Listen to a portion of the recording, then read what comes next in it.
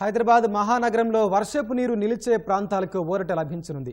GHMC గుర్తించిన 140 వరద నిలిచే ప్రాంతాల్లో ఎక్కడికక్కడే నీరు ఇంకిపోయేలా ప్రభుత్వం యుద్ధ ప్రాతిపదికన భూగర్భ సంపులను నిర్మిస్తోంది.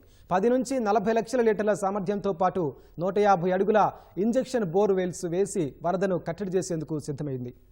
ఈ మేరకు సుమారు 20 కోట్ల రూపాయలతో జోన్కు 5 చొప్పున ప్రయోగాత్మకంగా భూగర్భ సంపుల నిర్మాణాన్ని జీహెచ్ఎంసీ మొదలుపెట్టింది. హైదరాబాద్ మహానగరంలో వాన పడితే ట్రాఫిక్ కష్టాలు వర్ణనాతీతం. పలు ప్రాంతాల్లో రహదారులపై మోకాల్లోతు నీరు నిలిచిపోయి గంటల తరబడి ఎక్కడికక్కడ ట్రాఫిక్ స్తంభించిపోతుంది. దీంతో సామాన్య ప్రజలు, వాహనదారుల తిప్పలు అన్నీ ఇన్ని కావు. కాలంతో సంబంధం లేకుండా వర్షం పడిన ప్రతిసారి ఇదే తంతు కావడం అటు ప్రభుత్వానికి ఇటు జీహెచ్ఎంసీకి తలనొప్పిగా మారుతోంది. వరద నీరు నిలిచే ప్రాంతాల్లో జీహెచ్ఎంసీ మాన్సూన్ బృందాలు, విపత్తు నిర్వహణ బృందాలు ఎప్పటికప్పుడు అప్రమత్తంగా ఉంటూ వరద నీటిని నాలాల్లోకి మళ్లించినా సమస్య ఎక్కడ వేసిన గొంగళి అక్కడే అన్న చందంగా ఉంది. గతంలో కొన్ని ప్రాంతాల్లో తాత్కాలిక చర్యలతో వరద సమస్యకు పరిష్కారం చేసిన 140 ప్రాంతాల్లో మాత్రం ఆ సమస్య అత్యంత తీవ్రంగా ఉన్నట్లు జీహెచ్ఎంసీ గుర్తించింది. ఈ సమస్య కేవలం వర్షం కురిసినప్పుడు మాత్రమే ఉత్పన్నమవుతుందని తేలిగ్గా తీసుకోవడంతో రోజురోజుకు మరింత జటిలంగా మారింది.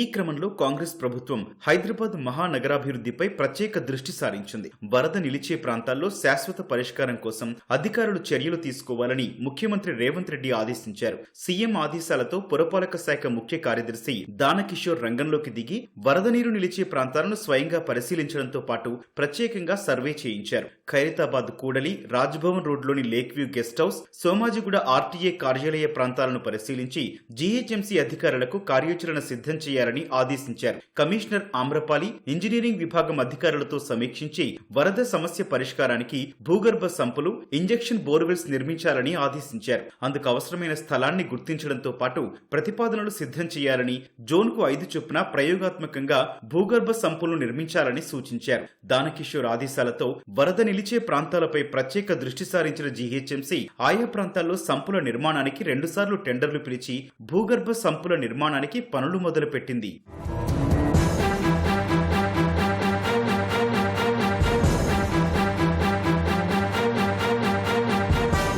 ప్రస్తుతం సచివాలయానికి ఎదురుగా భారీగా వర్షపు నీరు నిలిచే ప్రాంతంలో 40 లక్షల లీటర్ల సామర్థ్యంతో భూగర్భ సంపును నిర్మిస్తోంది. అందుకు అవసరమైన ప్రదేశాన్ని గుర్తించి మట్టిని తవ్వుతున్నారు. అందులో ఇప్పటికే 150 అడుగుల లోతులో 4 ఇంజెక్షన్ బోర్వెల్స్ వేశారు. వాటి ద్వారా వర్షపు నీటిని కట్టడి చేయడంతో పాటు సమీపంలో భూగర్భ జలాలు పెంచేందుకు దోహదపడుతుందని అధికారులు చెబుతున్నారు. అలాగే రాజ్భవన్ రోడ్డులోని lake view guest house, RTA కార్యాలయం వద్ద భూగర్భ సంపు పనులు మొదలుపెట్టారు. అటు ఐటీ కారిడార్లోని నెక్టార్ గార్డెన్ వద్ద కూడా 30 లక్షల లీటర్ల సామర్థ్యంతో భూగర్భ సంపును నిర్మిస్తున్నారు.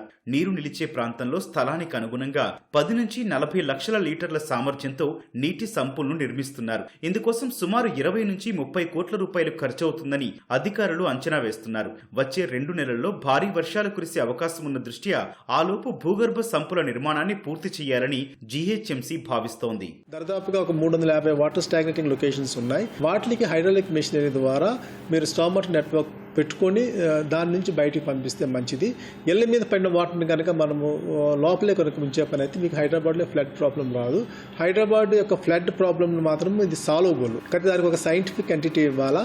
మేము ఒక మెథడ్ డెవలప్ చేసాము. ఈ యొక్క రెయిన్ఫాల్ ఎంత పడింది, ఎంత వాటర్ స్టాగ్నేట్ అవుతుంది, దానికి అనుగుణంగా ఎంత క్వాంటిటీ ఆఫ్ వాటర్ చూస్తే మీకు మనం పక్కనే కనుక వాటర్ ట్యాంక్స్ కట్టుకొని మనం వాటర్ నింపుదామనే కాన్సెప్ట్ వెళ్ళే పని అయితే మీకు దరిదాపుగా 1:50 డిఫరెన్షియల్ వస్తుంది. అంటే వచ్చిన వాటర్ కనుక 25 lakh litres of water, 40 lakh litres of వాటర్ని కనుక మనం స్టోర్ చేయగలిగితే అక్కడ పడే water 25 crore litres of water వస్తుంది 1 స్క్వేర్ కిలోమీటర్లో.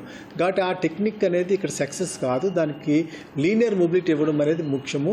కన్వ్యూట్ సిస్టమ్ ద్వారా, ఓపెన్ సీ ఛానల్ ద్వారా చేస్తే మంచిదని నా ఉద్దేశం. అయితే నీటిని దారి మళ్లించేందుకు భూగర్భ సంపుల నిర్మాణం అంతగా ఫలించకపోవచ్చని జేఎన్టీయూ ఇంజనీరింగ్ విభాగం నిపుణులు అభిప్రాయపడుతున్నారు. నీరు నిలిచే ప్రాంతం ఎగువన ఎంత వర్షం కురుస్తుందో అంచనా వేయలేమని, సంపు సామర్థ్యానికి మించి వరద వస్తే అవి తట్టుకోలేక మళ్లీ సమస్య పునరావృతమయ్యే అవకాశాలు లేకపోలేదని అనుమానం వ్యక్తం చేస్తున్నారు.